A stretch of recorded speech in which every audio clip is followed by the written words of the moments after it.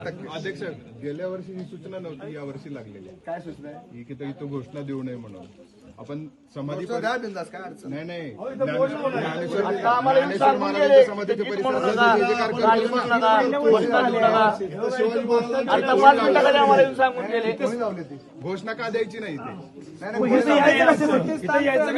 मूर्ती घ्यायला यायचं.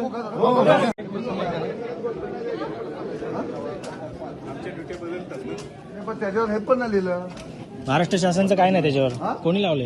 काढून टाका रे, टाका काढून, काढून टाका. कोणी लावलंय? काढून टाका, काढून टाका.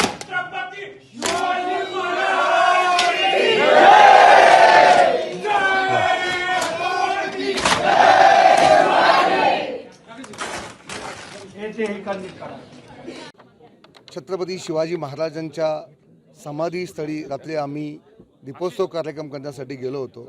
त्यावेळी तिथल्या जे शिवप्रेमी होते त्यांनी मला निदर्शनास आणलं की तिथे एक बोर्ड लावला आहे. त्या बोर्डवर असं लिहिलं आहे की येथे कोणत्याही प्रकारची घोषणा देऊ नये.